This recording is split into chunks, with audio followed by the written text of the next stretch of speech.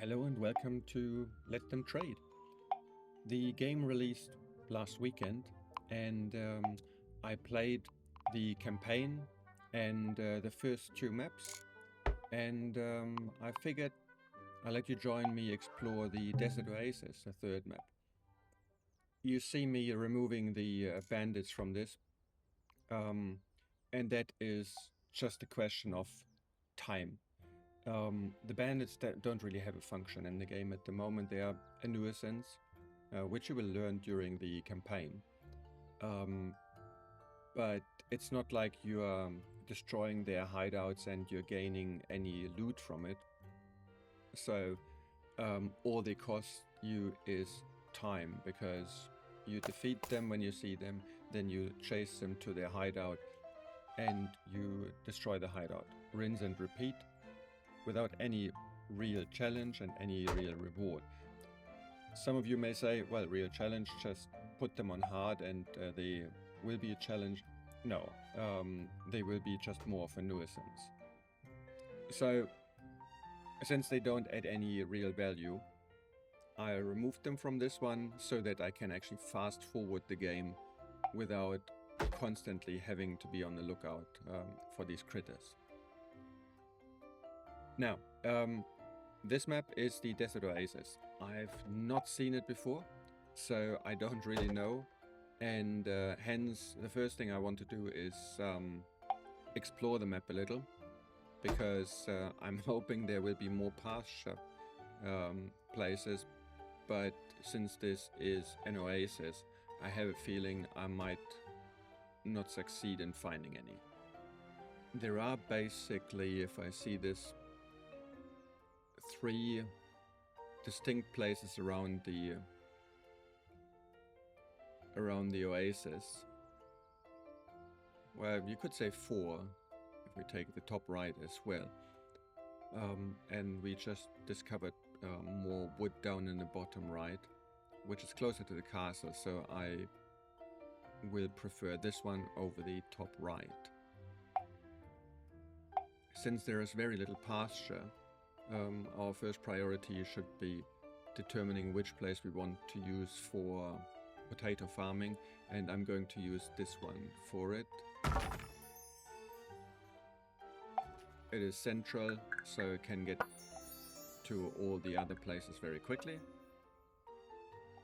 And as mentioned, we discovered some trees here, so I will build our forestry town down here.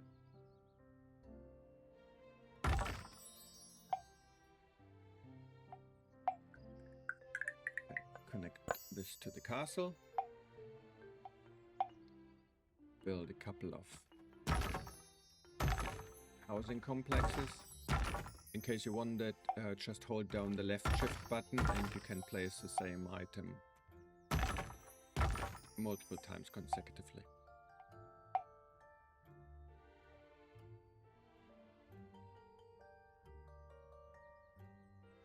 Yes, we need a sawmill as well, and it needs another house. You can see from this map that resources are really sparse, and so this game will be more about optimization and upgrading of the few industries that we can have, rather than building many towns with just low-level industries.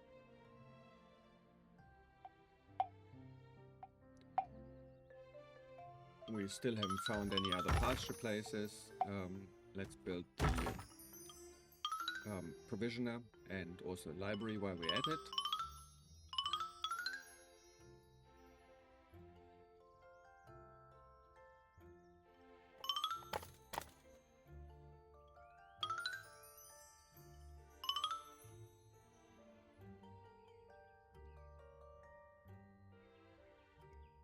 Yeah, up there are 2 fishing spots, so this will be our fishing town.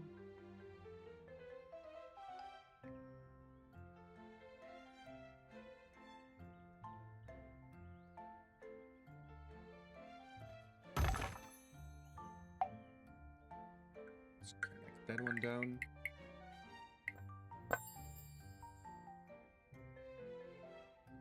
Place a couple of huts, and oops, I just see that I'm rushing ahead without actually having researched the fishing.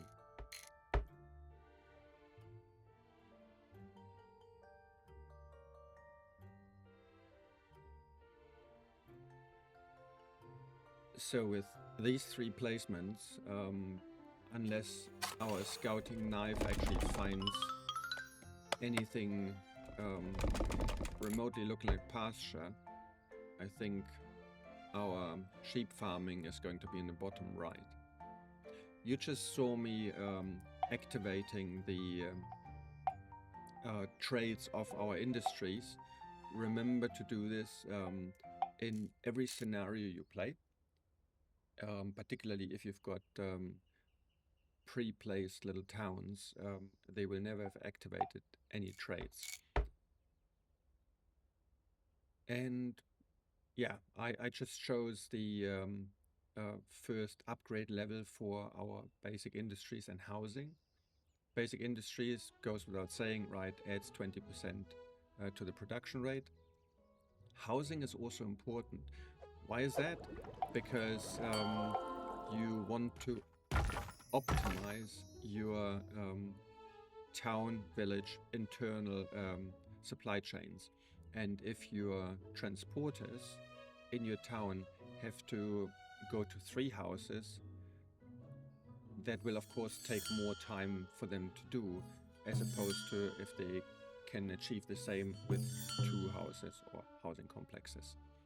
Hence, I'm going to upgrade the housing relatively swiftly to reduce the number of housing complexes. Like in the bottom left, you see we've got 3 housing complexes, 2 for the 2 foresters, lumberjacks, and 1 for the sawmill. With the first upgrade of the housing, we can increase the density, the occupation of each housing complex from 2 to 3. So if I upgrade 2, then I can destroy the 3rd one and still have got the same capacity for people.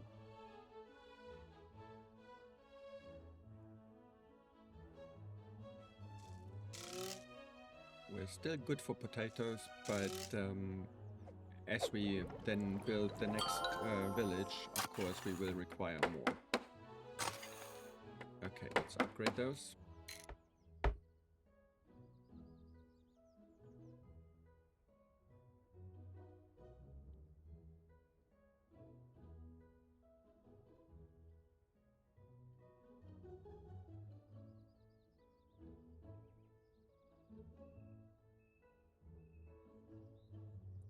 Okay, so now the game is basically moving forward, and this is one of the nice things which makes it a somewhat casual game. There's nothing rushing you. You can take your time, you can run it fast, you can run it slow. And the only thing that requires a bit more attention is scouting with a knight, unless you just let him run by itself. Okay, so housing upgraded. We've got 3 housing complexes here, and this one is the least important, so let's not upgrade that one, let's upgrade this one and the one at the top. Once these have been upgraded, the one on the right can go.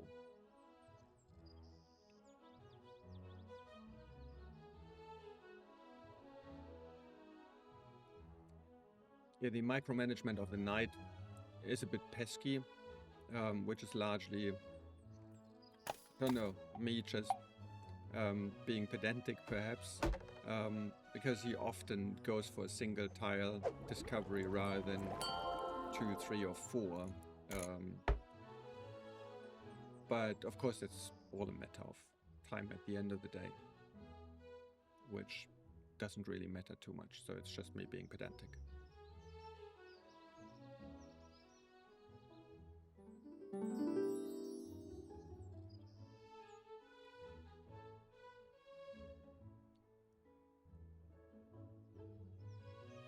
Okay, now that we've got this running, let's build our next settlement in order to get wool production up and running.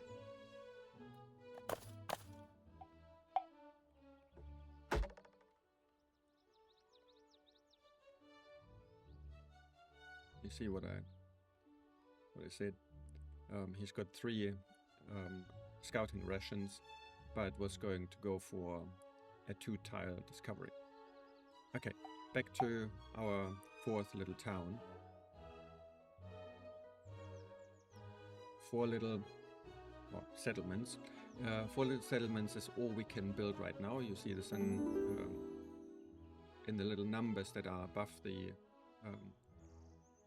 settlement symbol in the bottom center. Okay, build it there. Connect it to the castle.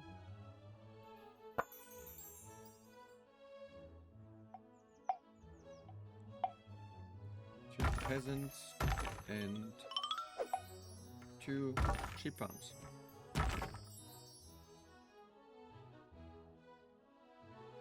As our knight discovered gold, which we totally don't need right now.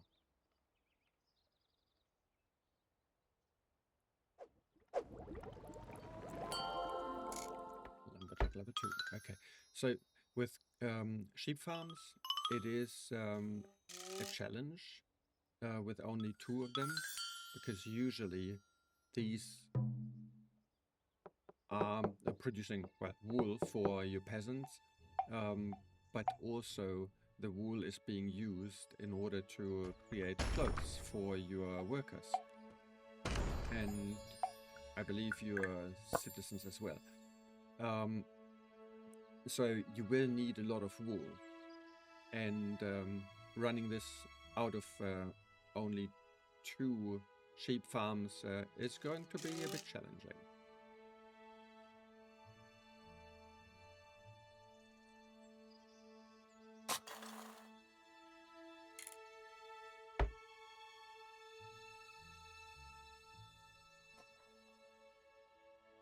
Okay, so now that we are set up, let's fast forward this a little bit.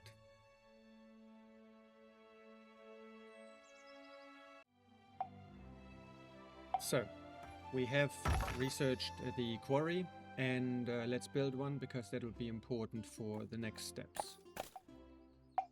And our knight also found out ourselves another piece of pasture. So let's have a look whether there is more to be had there, because we still need some wheat farming. And there is another tile. Okay, good. That's promising. Let's see how we go with that and explore some more.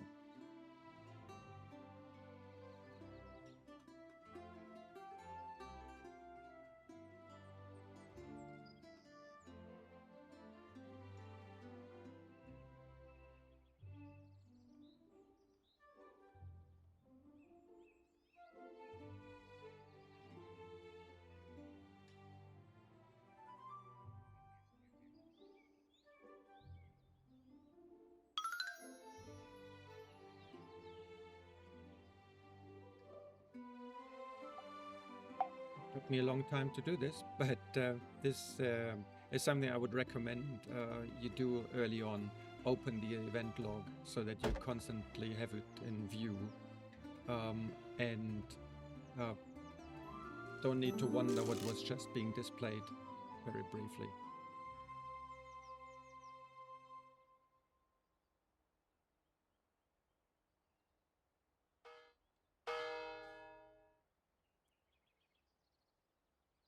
So we have got currently not enough housing, so we are still building.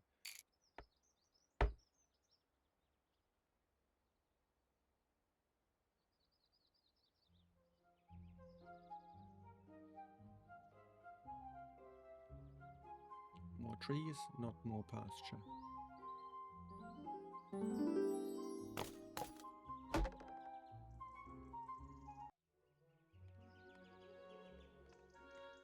So, another milestone. We have researched tailoring earlier, and it's time to build it so that we can fulfill the requirements of our workers.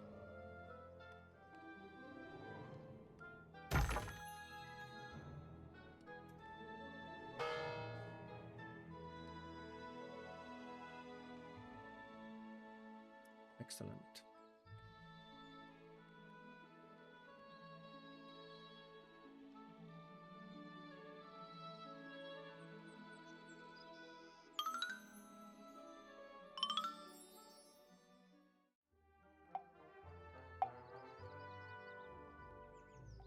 Finally, let's get to that step where we build our next settlement, one for wheat production.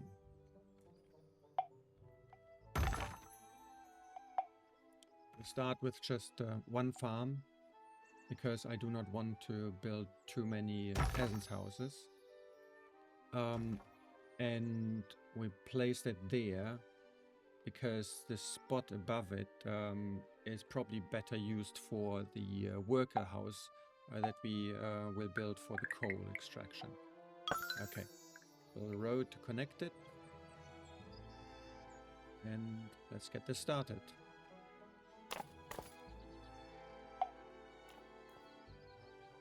You see that our knight also found us some iron down there, so it is a very good location. Oh, if you wonder why I've got two knights now, green and blue, one of the missions, the milestones, was to research it.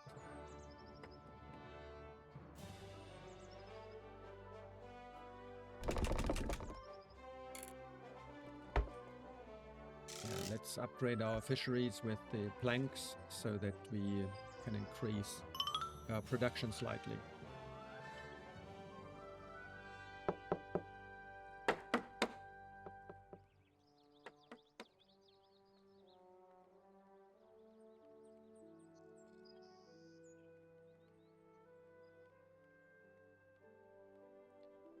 What is taking so long?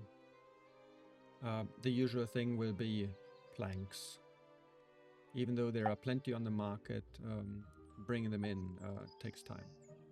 So let's speed it up a bit.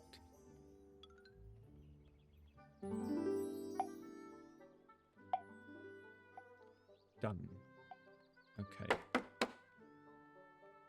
Let's upgrade this and start building that second wheat farm.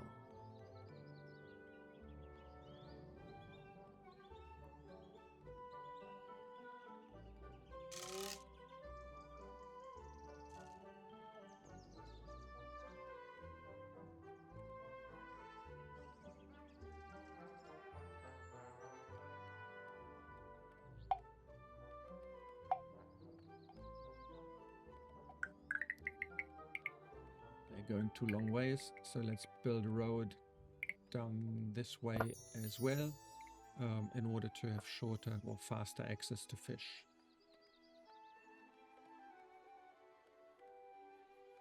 And once I've built a coal mine there, then the other direction will also be useful because it will increase the fish production.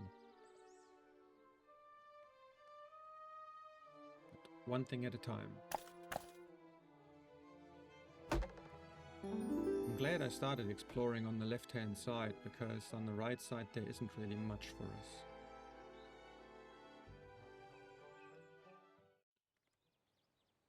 So, and now it is time to advance our buildings. Quest item is build a mill. No, it is not. It is research a mill, which we already did, but of course we want to build it as well, in order to eventually get bread and make better use of our wheat farms. When you see me there, just selecting the upgrades for only one of the items, like the wheat farm here, by holding down the left shift key, you automatically apply it to at least adjacent industries. We have also come to the point where we researched the bakery, and build that one too.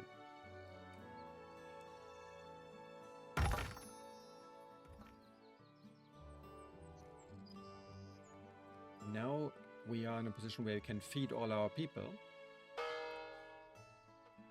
and where we need more money. What I do here, I've done multiple times. So keep looking at your settlements, and if your standing with the population there is above 90%, go withdraw money. And do it again, and again, and again, again. And even there. Now, this is something I've really hesitated building earlier, which is the next settlement for clay. And I say hesitate because clay is not very profitable. So you essentially create a bit of a money sink if this is a standalone town, as it is here. So I will have to put some other industries there that actually make a little bit of money at least, so that it ticks over without me constantly subsidizing it. Obviously the aim here is have clay there and then also the brickyard. Now it may actually be more profitable to move the brickyard somewhere else, but I'm a bit afraid of the supply chain issues, the transporters and traders. I've upgraded them as far as I could so far, but still they have to go long ways and go a lot. So that's why I will put the brickyard then also into this village. A next milestone is to research the citizen, which I'm currently doing, and you see there are more upgrades than for our traders and transporters. So, next step is building an iron mine. And we built this, of course, in that settlement there, Springmere. And we need accommodation for our workers. There's no great place, but that one is good enough. Actually, no, this is a great place.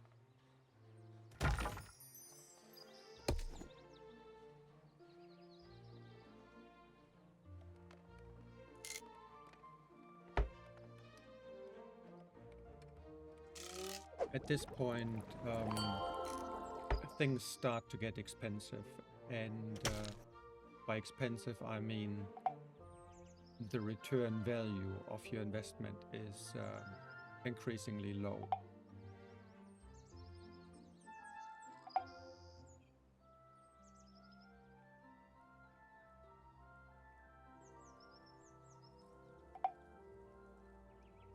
Forge will be one of our next targets.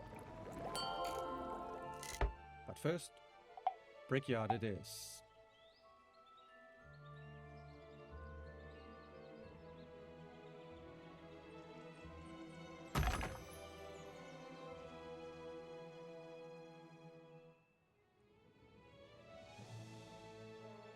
This will hopefully help Brimford to some money, but it will be slow going.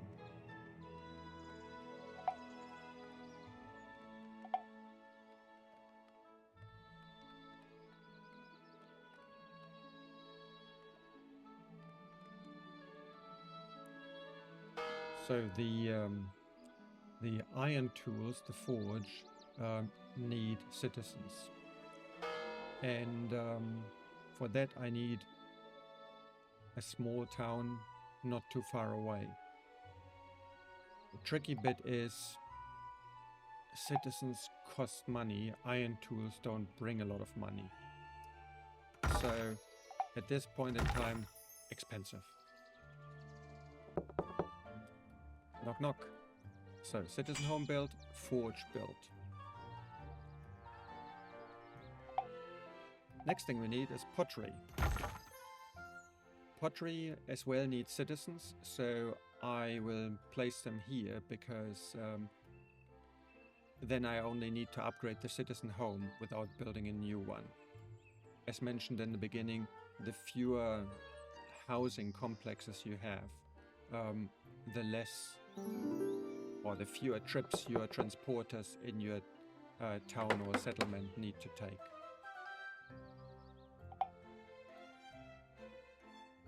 Furniture is next, and of course I'm also researching citizenship level 4 in order to reduce the overall cost of food supplies or basic supplies. Carpentry finished. As mentioned earlier, Clayworks is subsidized business for most parts, so you saw me there putting money into the settlement. Here I'm upgrading the peasant's home because I need to make a change, and that is put a lumberjack camp here and remove the lumberjack camp over here, replace it with a fishery.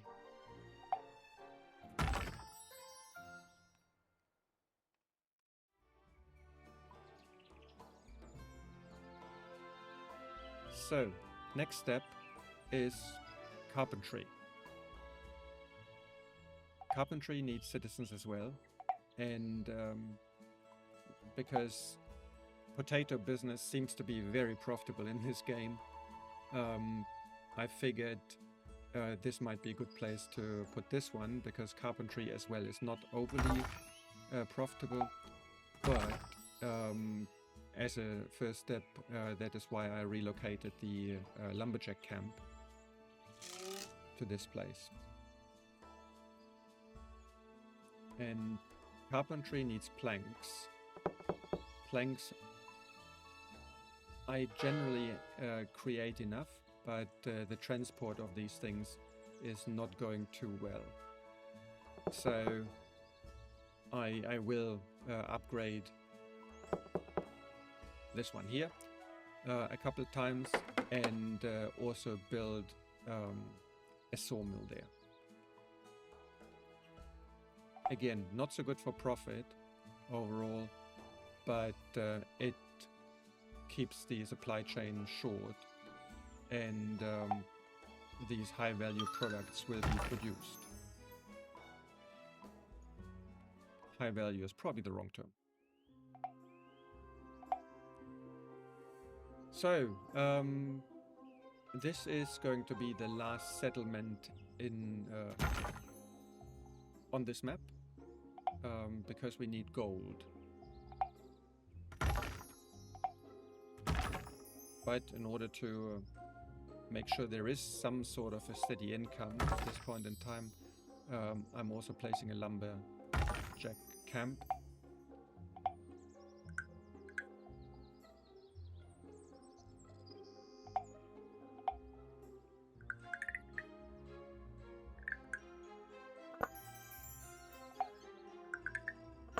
And the road straight through the forest.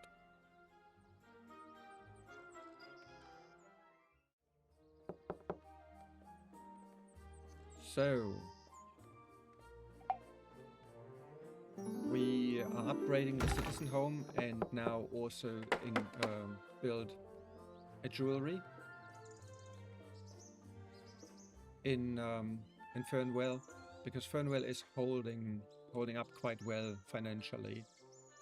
So to increase the efficiency of the citizenship housing there, second industry right next to it. Jewelry isn't useful to any of the levels that I currently have, but we will need it to upgrade to the final level, and then of course also to satisfy the decadent lifestyle of the last lot. they need money. Subsidize this one again.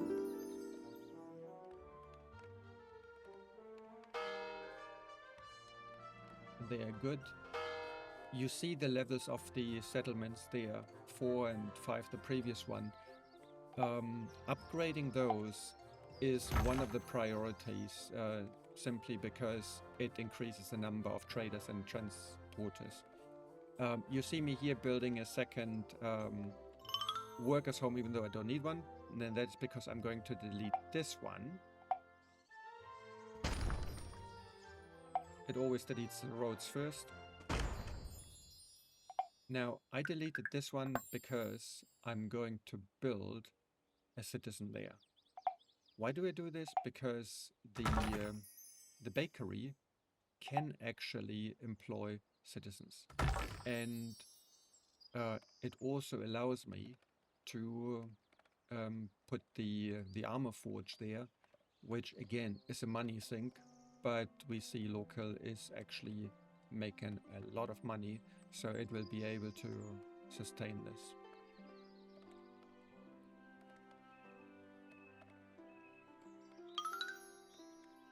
So our citizen housing has been built, and we upgrade this once. Mathematically, I haven't tested it, but mathematically it would actually be cheaper to run a full citizen house upgraded to level 4 than one at level 3, even though you may only need 3 citizens.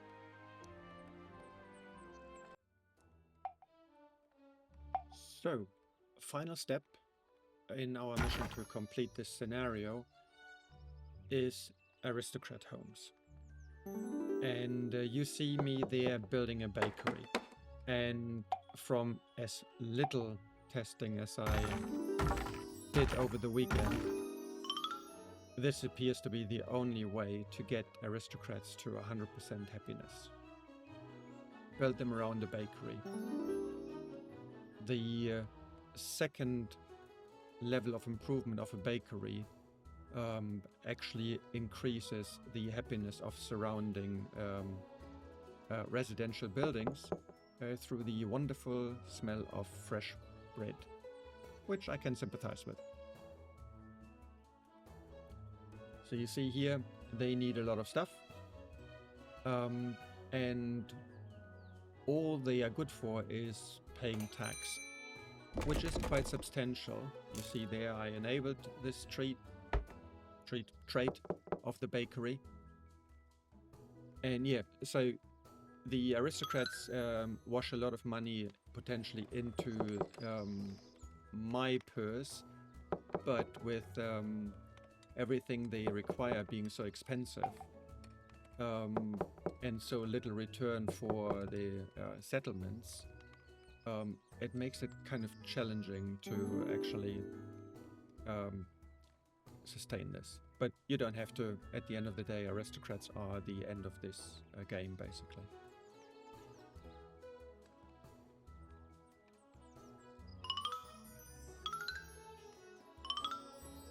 And all completed. Little time lapse to the finished product, and now I'm just checking what can I do to help. Let's have a look at our storage, whether we can actually send something their way. Oh, but we don't need to anymore because we've just completed the objective. Merry Christmas, goal achieved. So, this was the Desert Oasis map. I hope you enjoyed it. I certainly did. Thank you for sticking around until the end. Leave a like, leave a comment, and I'm looking forward to seeing you again with our next game. Take care. Bye-bye.